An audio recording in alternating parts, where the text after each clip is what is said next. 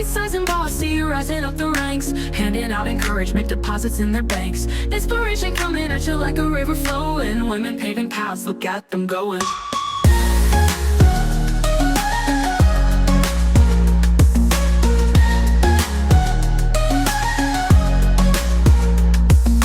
Bite-Sized and Bossy, rising up the ranks, handing out encouragement, deposits in their banks.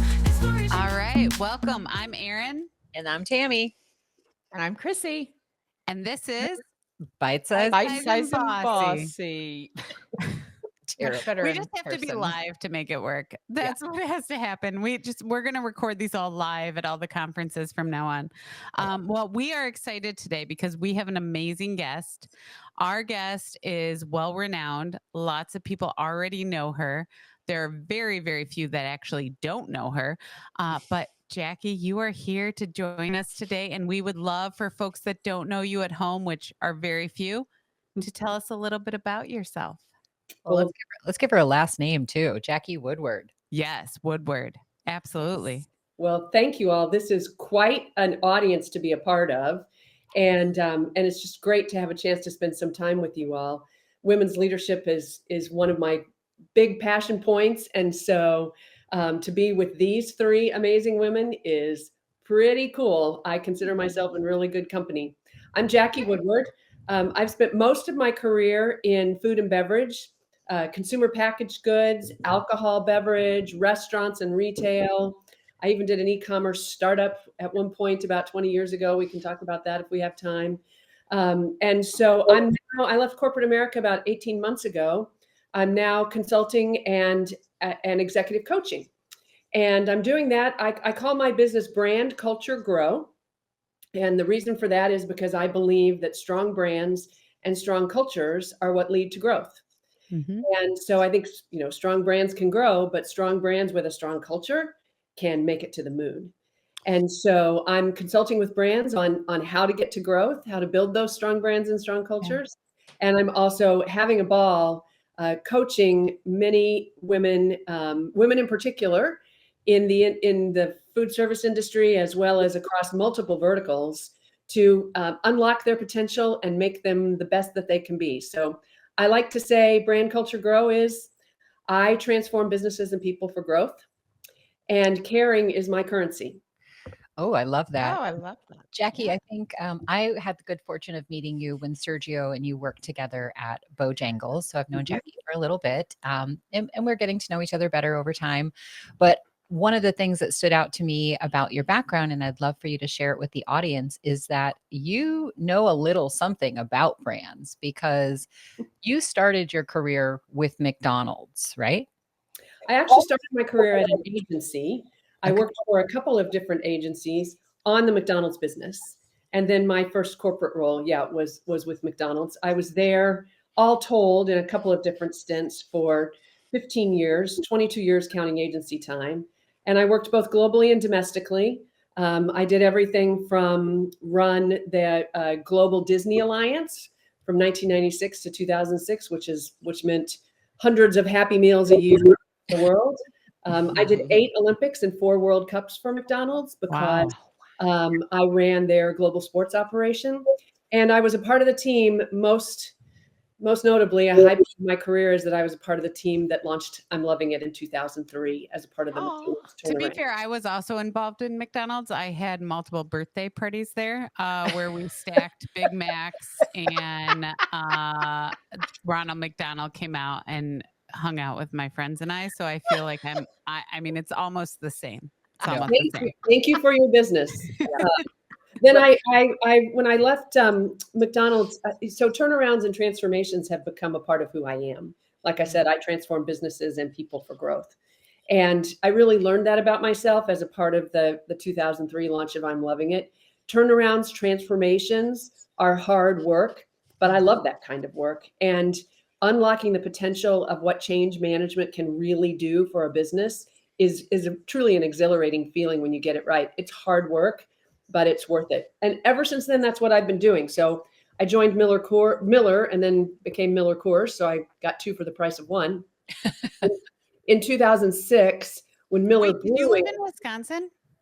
No, I was always in Chicago. I opened an office for them in Chicago, a marketing I services. got excited. So I was in Wisconsin a lot, but that company was 24 months into the burn of foreign ownership and had been, a company in decline for many, many years with a mandate for growth. And so I came in and ran media and marketing services, connections planning, digital, business affairs. And then, like I said, the Miller and Coors merged in 2008, and I got another change management opportunity, two for the price of one.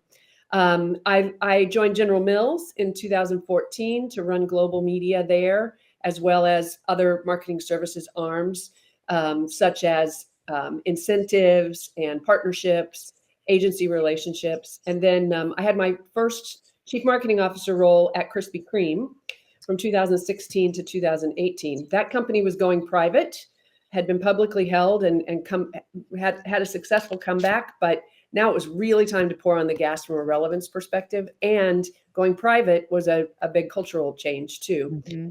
And I kind of got two for the price of one on that front. On the other end of that, with Bojangles in 2019, which was also going private, and Jose Armario, who's still the CEO there and a dear friend, and I had worked together at McDonald's, and he knew I was in North Carolina, and so we kind of put the band back together and to get Bojangles back to growth too. At that point, I said, you know what? I'm ready for my own transformation. It's time for Jackie 2.0. And here we are. That's amazing.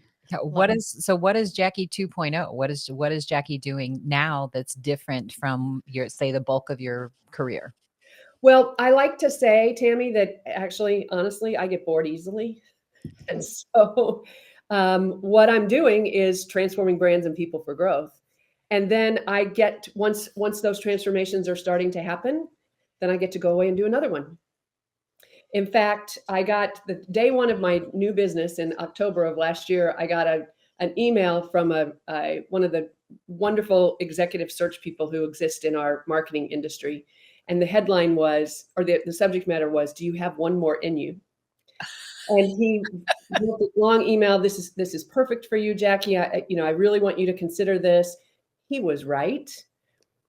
I thought about it a couple days. I thought, this is a real litmus test for me. Am I really going to do this business, or do I have one more in me? And I finally wrote him back and I said, I'm going to say no. And it's because I don't just have one more in me. I have 3, 4, 5, 6, 7 more in me. And I want to do this kind of work. And so that's what's different, is I'm doing the transformational kind of work, setting organizations up for success, setting people up for success, unlocking what that potential is, staying long enough to make sure it sticks. Mm-hmm. And then I'm on to the next one.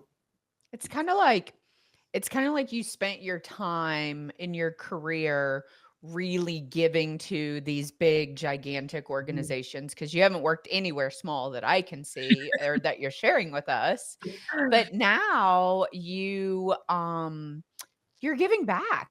You're giving back to the industry that enabled you to give the industry so much. So that's really, really awesome. Well, the industry's given me a lot too. I mean, it gave me a heck of a lot of capability and an incredible network of really strong people, and particularly women like the three of you that are enabling me. My network's been incredibly good to me, and I'm so grateful for that. Mm-hmm. Because I'm a huge believer in networks. I'm a huge believer in ecosystems and how people work together to support one another. And I've truly been blessed by a network. I've cultivated that network, and I've given it a lot, but it gives me a lot too. And it's just validating to know that, people still care about one another in an AI generated world, in a chaotic world where lots of things are changing. Macroeconomic environments have so much uncertainty to them, but we still care. Yes, that's and we great. care about each other, and we can never let go of that.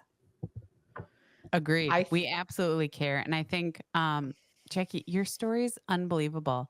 So through these years, you've worked for, like Chrissy said, at very big companies. She said, nothing small, right? Like you've done really big jobs. Well, it's all relative. I mean, I've worked for $100 billion brands. I've worked for $1 billion brands. 100%. But like as a woman, as you've grown in your career, because like it turns out you haven't always been this age, you've aged up, right? As we all have, unfortunately. As you've aged up, how do you figure out who you are and keep your sense of self? And what does that look like through this career? Again, I have to credit my network. I'll tell you a little story. By the time I left McDonald's, I'd been there a long time. So I was really well known and really well, people could trust me.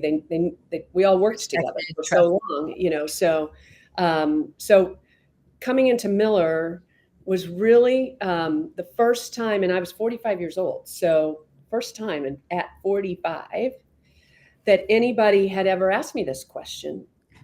I went out to lunch the very first day with a woman who was working for me. She and I knew one another pretty well. In fact, we had been peers at different companies some years earlier. So it was going to be a bit of a challenge that now she was working for me.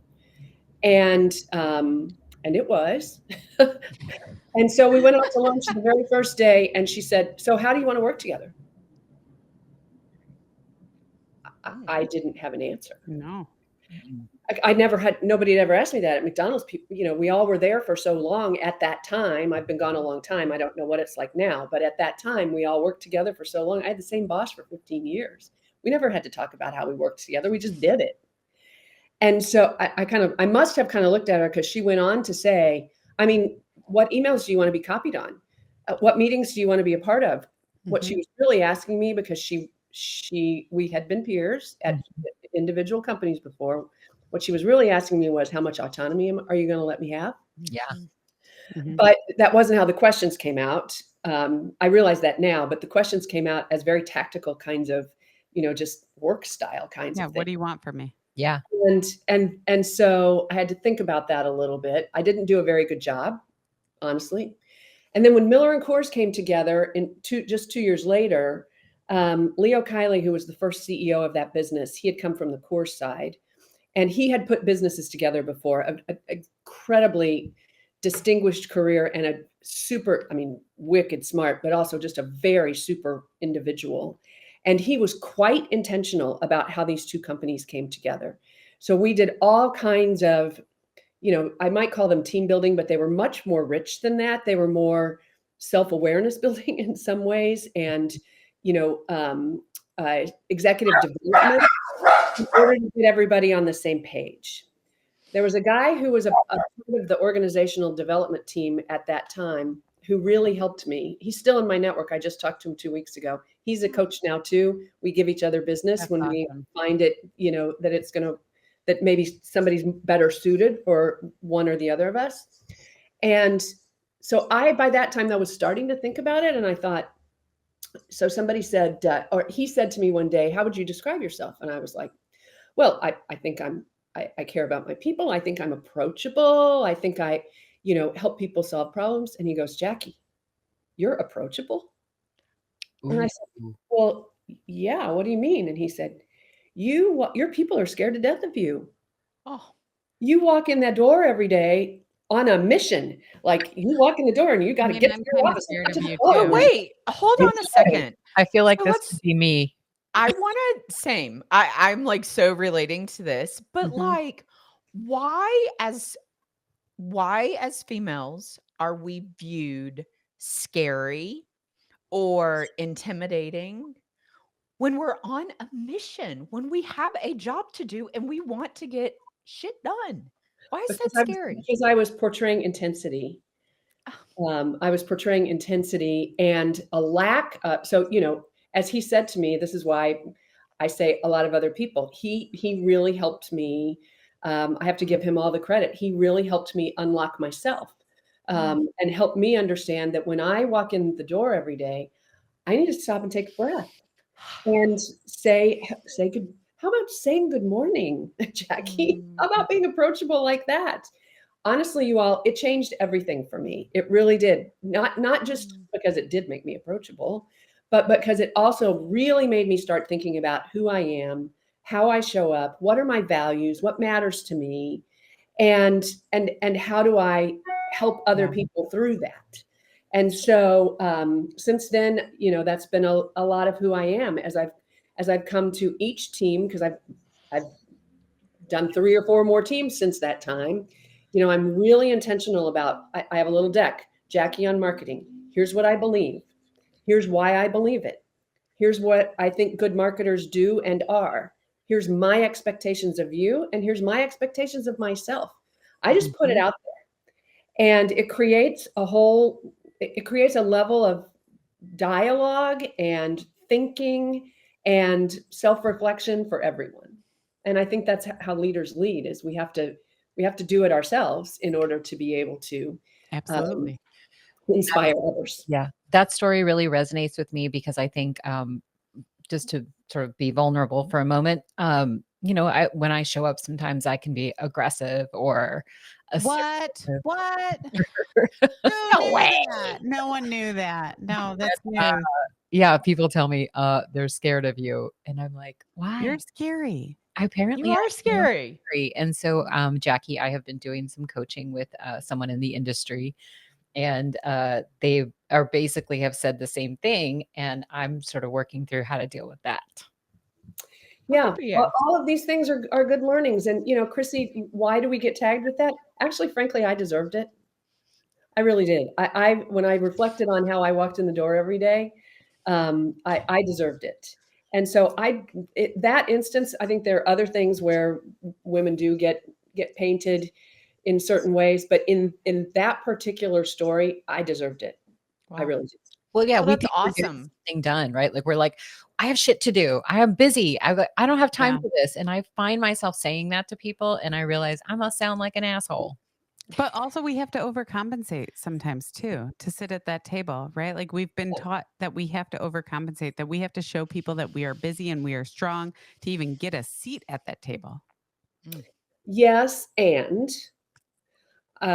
if it's now a decade or more old, so I don't know if people are still reading Sheryl Sandberg's really seminal book, Lean In, that came out around 2007-8. I thought it was very thought-provoking and very practical. In fact, one example that I would give you, and this has definitely been true in some of my businesses, because my businesses are distributed businesses, meaning distributors, franchisees, multi-unit retail, multi-unit restaurant, sales customers. When I was at General Mills, they're sales customers, or there's media companies who, I did a General Mills first deal with Amazon. People were like, wait, we advertise on Amazon, which is now, like a $10 billion business, but that was 10 years ago, and it was new news. So anyway, in these distributed kinds of businesses, one of the things that comes out of that book, that I took out of that book, was, to your point, Tammy and Chrissy, we always get to the meeting. Do you get to a meeting? Ask yourself this. Do you get to a meeting with 1 minute to spare? Because, by the way, you want to get 16 things done before the meeting starts, and it's an all-day meeting, and you're not going to have time to do it, and you've got to get all this stuff off your desk so that you can go in the meeting with a clear head. Who does that?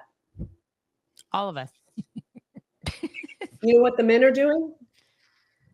They're showing up 20 minutes early, having coffee, talking about the business, talking about their customers, talking about their franchisees. Because their wives are doing all their shit. And so I had to change, in my franchise businesses, you show up at a franchise meeting 20 minutes early. Yeah. You talk to every single one of them, and you understand what's going on in their neck of the woods. You understand what's on their mind. What are they bringing into the meeting today? That might be good to know, right? So we have to be as lackadaisical as the men are on how they approach their day, is really what I heard. Like, I have to show up to a meeting 20 minutes early and be okay that I will deal with the rest of the stuff later. You have to be okay with dealing with the rest of the stuff later, because what the men are doing is setting a tone around relationships. I struggle personally. I struggle so hard with with putting it off and doing it later. Like if it pops up, I want to do it right now. I want to be done with it, get it off my plate, and move on to the next thing. Erin knows this very well You can about tell me. about how hard her hand was when she said that. She's like, I want to do it right now. I do want to do it right now. The things piling up and making my list longer gives me the worst anxiety. So who does this? Who has a to-do list? And who actually, after you've done something that wasn't on the to-do list, put it on the Write to-do it list just so you can check the box? I do. All the time. Sometimes I put things like take a 15-minute break on my to-do list so that I Done. actually have something that I can cross Smart. when it happens. Smart. So, I don't, there's no right answer, Christy. It's all how we manage our lives. But, by the time you get into a leadership role, if you aren't spending 20 or 30 minutes before a franchisee meeting, getting in touch with your franchisees, you're not, those relationships just matter, So you have to find the time. Well, that's a do box that something. should be on your to-do list then, which is to build relationships with your franchisees, right? Find the time. Exactly. So Or your show up to sales the meeting 20 minutes early.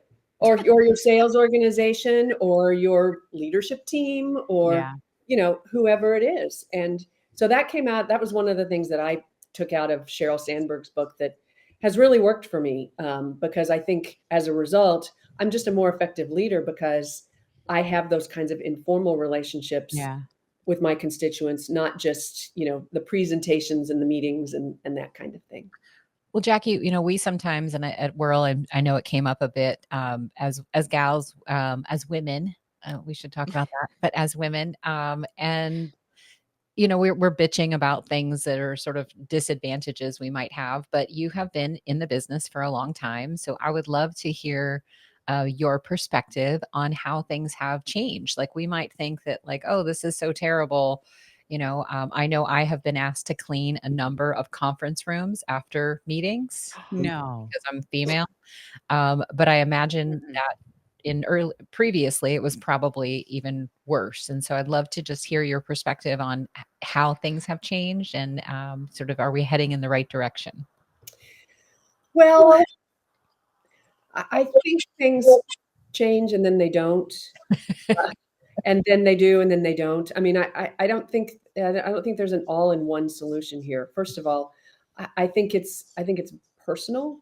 And I think men are involved as well. I mean, we have to work together. I'm a person who believes in, bringing diverse perspectives to the table, and that women can bring a different perspective, but we need men's perspectives too. 100%. And we need people from different industries' perspectives. And we need, to be able to apply an industry here, over there. It's why I have 5 consulting clients right now, and none of them are in the same industry. And I like it that way because it's stimulating for me. I have a high degree of curiosity. I'm a lifelong learner. So to be working in different industries and have to figure that out I just love that challenge. But I also can bring perspective from other industries into different clients who have different challenges or problems. So, as it relates to women, I think we own part of the solution. So this is also in Sheryl Sandberg's book, not to over promote her book, but she's, anytime you volunteer to clean a room, anytime it's like, I didn't. You've got the best handwriting, Jackie. So you take the notes on the flip chart. Or you bring the brownies. Mm-hmm. I'm not making the notes on the flip chart. We're going to read your chicken scratch handwriting. Yep. You take the notes on the flip chart. Yeah. So we do it to ourselves if we agree to those things, right? Mm-hmm. So it does, just because we get asked doesn't mean we have to do them, and we have to own that. But at the same time, I would say I think more and more accomplished women are making more and more strides. But the job is not done. The job is not done. We have to keep putting great women in great positions to succeed, so that they can help other women. Some of the women leaders at McDonald's years ago adopted this phrase, "Lift as we climb," and I'm a huge believer that we lift as we climb. And so that's on us too. That's not just on, are the guys promoting us? That's on, are we lifting as we climb as well? We have to take some ownership. I love That's that. amazing. I do think Bring them along with you. Bring them along with you, right? correct. Yeah.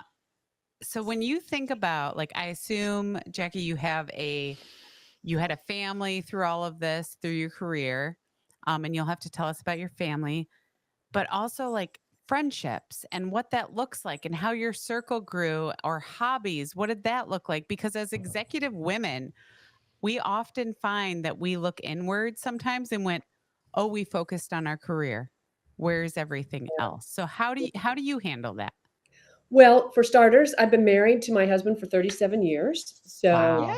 he must have been doing something right, or else he's been doing something right. I don't know. That's a long time.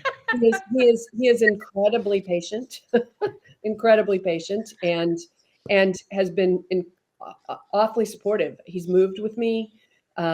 He's given up things for me, and so I'm grateful for that. Our daughter is now 28 years old. She was born in Russia. We Wow. adopted her when she was 1. And we lived in suburban Chicago for most of that time because I was with McDonald's and then Miller Yeah. Coors. And so, but I always had outside help. I admit that. I had outside help until she was 17 years old. And Wow. so, and in particular, one woman who was with us for 10 years who, my daughter's I like to think my daughter's an amazing human. Don't we all think that? But Yeah. I do. And I give as much credit to Kasha as I do to my husband and me, because she was around. Wow. She was there, and she's an amazing individual herself. So a lot of who my daughter is really comes from all three of us. I'm probably the wrong person to ask though, Erin, because I love to work. I really love to work. And so I was the assistant choir director and accompanist for the children's choirs at my church for 10 years. Wait, you play the piano? Not anymore, but I did since age 7. I actually played competitively in high school and college. Wow. I didn't play sports. What's your favorite song to play on the piano? What do you play on the piano? The one that I won the contest with my senior year in high school was Haydn's Concerto in D major. So I still love Haydn's Concerto in D major because I got to play it, on stage in front of thousands of people. That was pretty cool. Anyway, and I still love music a lot, but I just don't. I'm very goal oriented. I don't have anything to aim for piano right now. So, and when we downsized 10 years ago to move to Pinehurst, North Carolina, which is where I live now, I didn't have room for a piano, so it didn't come with me. But while my daughter was growing up, to be the accompanist for the children's choirs at our church was something that we could do together. Yeah. And this is like a mega church in the Chicago suburbs. I mean, there were 100 kids in that choir. So this is not like a, little kids choir. We did Christmas productions and musicals every year and all kinds of things. So I guess I would call that a hobby, but I didn't have a lot of women friends. I'm starting. It's actually kind of interesting. I'm starting to have women friends now, and I'm not sure. I'm having to figure out how to navigate that because it never was just where I was. I loved to work, and I worked a lot. Yeah. But I have no regrets about that. In fact, if you want to go on to LinkedIn, somebody asked me this question some time ago asked me to answer it on LinkedIn. And I thought about it for several months, actually. And then I finally decided, well, what I should really do is ask my daughter how I did. So I did. Last summer, I said, okay, somebody's asked me on this LinkedIn post, how do you juggle your family? How do you work-life balance? How do you make it all work? I said, so you tell me, Lane, how'd I do? That's really I would brave. be scared. I would be too scared to ask that what did she say? Well, Erin, that might be private. No, I wrote about it on LinkedIn. You can go, it was in August of last year. You can go back and look at it. But what she said was, when it mattered, you were there. Oh. So I think you've echoed some themes that we've been hearing from successful ladies on our podcast. And one of them is find a good partner. And so I really love that you've given your husband or spouse that credit. And then I think the other thing that I really appreciate you acknowledging is that you had help. I know, Mhm. sometimes women look down on themselves for getting someone to help them with their kids. And it's like, why? You're giving a great job to somebody else too. And, if you're going to be unhappy there with the kids and you are more of a work person, I think you're doing the right thing for everybody. So Yeah. it's awesome that your daughter said, I will tell you the other key help that I had in our little neighborhood in Hinsdale, Illinois, while my daughter was growing up, particularly elementary school. She is still actually a friend. They live in Florida now. We just saw this couple over New Year's for brunch. Their daughter got married last year. My daughter got married last year. So they're great family friends. This family lived 2 doors down from us, and this stay-at-home mom, was very plugged in, and she kept me plugged in. Yeah. Well, that's how those And stay-at-home moms I'm are. They tell you everything. I'm still eternally grateful to her because she knew which kids were on the outs, which kids were not, maybe the mean girls that were starting to Yep. emerge in middle school. She knew all of that, and she kept me really informed, and I am forever grateful to her for that. I really That's am. awesome. I don't know, as a mom, I have 4 kids. I don't know, especially with my younger one, because she has really grown up when I've been super hyper focused on my career. I think I would be too scared to ask her that question. Really? I really would, because number one, like, as a parent, I don't think we ever want to disappoint our kids. And when I look back over the last, let's call it 15 years, like, this room has been where I've been. Haven't you right? ever seen that commercial though, where like the moms feel like exactly what you said, Chrissy, and then the kids are like, "No, I love my mom. She's pretty and she's always there for me." And the mom's like, "I'm never there for her." And then the kid goes, "I'm always there for her." And I'm like, "Mom." No, Like, when Isabel was in 8th grade, I got a talking to by my 8th grader about, "You never take me to school anymore. You never pick me up anymore. You are always in your office." Like, I 8th got a graders talking suck. to. yeah, Yeah. maybe ask her after a few drinks. Yeah. I was going to say, I didn't ask her till she was 27 years old. There you go. Okay, I'll wait 10 more years And What then. do had you been think, ladies? has been in the workforce herself now for 5 or Yeah. 6 Oh, years. true. So Yeah, so she has a different perspective. she just got married, like I said, just about a year ago, but she doesn't have children yet. So but she's got an ounce of perspective, maybe. The other thing I will say is it's always been like that. It's Yeah. always been like that. You And don't know anything different. Never knew any you different. never knew anything different. And we had good people around us. I mean, the first 2 years she had au pairs. The first au pair, Anna from Germany. I mean, Lane and I went to her wedding 10 years ago in Germany. She's visited Aw. us here many Aw. times. So, we really have just been so blessed to have the right people in our lives at the right time. We really have. That's amazing. Jackie, I think we could talk to you for hours. I'm pretty sure Yes. that between Chrissy, Tammy, and I, we are geeking out over how amazing you are. But I think, ladies, we might have to move into some food for thought. Okay. All right. Well, Some you don't, food for Who's thought. going first? you don't get to let me. You don't let me talk about all of my mistakes. We all have them. We all have them. You only We get. can Okay, do. hold on. We Let's can get food do. for Hold thought. on. Biggest mistake. Biggest career mistake. There you go. Right after Miller and Coors came together, I was in Chicago, like I said, and they were moving the whole company to Chicago, and so I was kind of on point for that in a big way because I was the only person who was actually there. Yeah. So it took a year to get all of that done, and I helped with the office, and I helped with some culture things and stuff. I was really loving that work. I sat down with the head of sales about a year in because he was a key stakeholder. So, I thought I better understand where I stand with him. And I left that meeting thinking I was probably going to get fired the next day. He said, "Jackie, you are one of the people in the marketing department who I really don't need. You're all about headquarters. You're not about the field. You are you're so sucked up into everything that's going on in Chicago. I mean, when was the last time you were out in the field? When was the last time you were with distributors? Wow. If you're not willing to do that, you're not really of any use to me." That's what he said. Wow.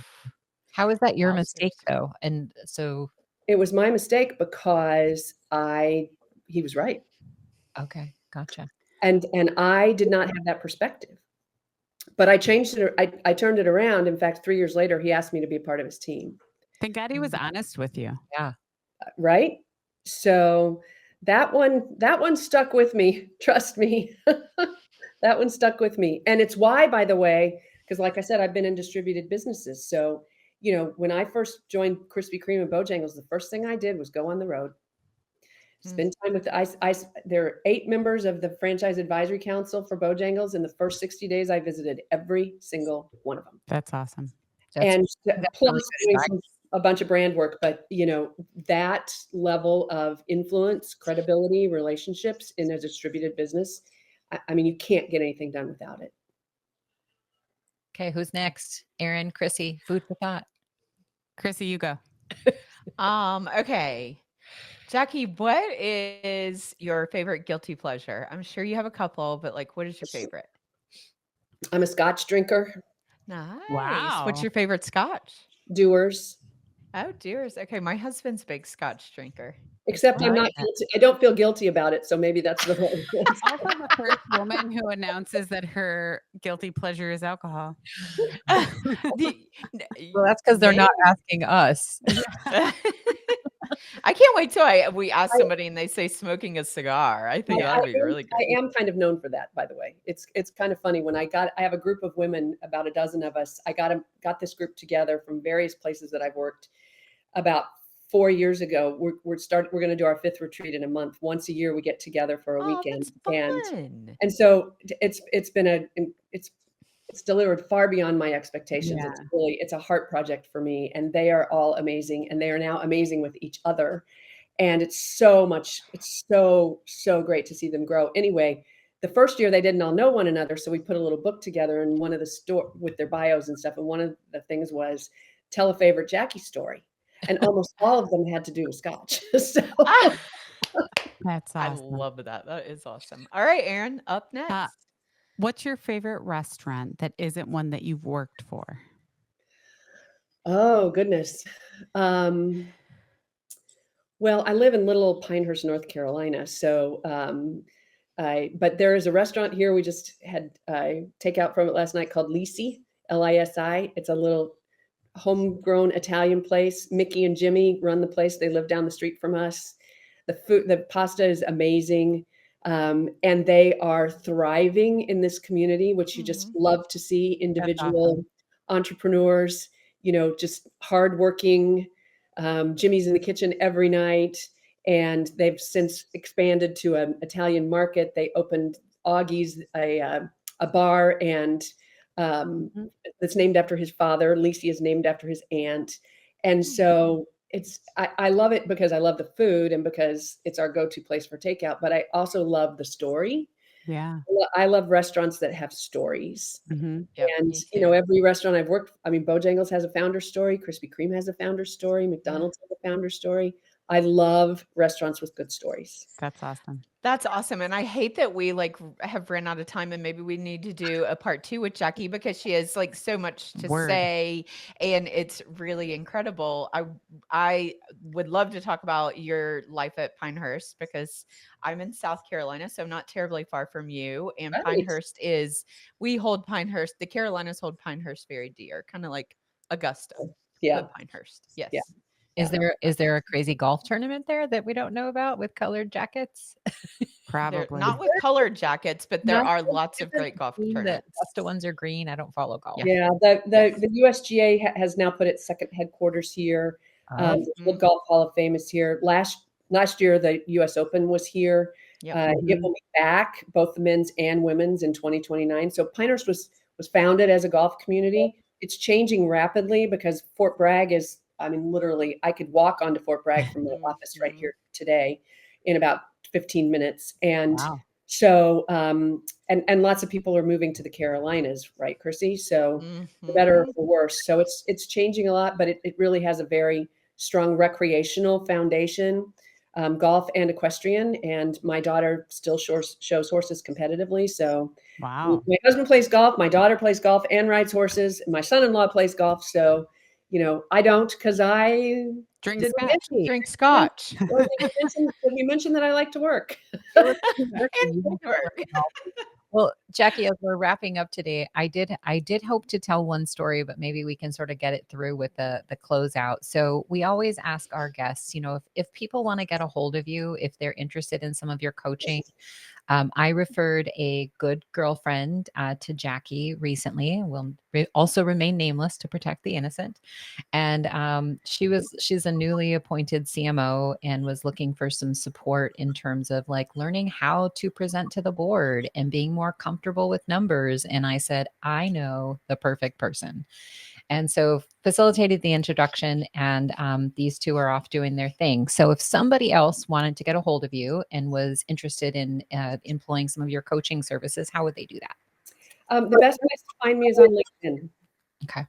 So Jackie Woodward, Brand Culture Grow. Perfect. Well, and our last question for you then is, if you could nominate any other woman to be on this podcast that you would want to tune in and listen to, or multiple women, who would that be?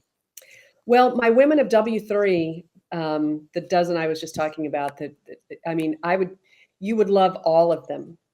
They have high energy.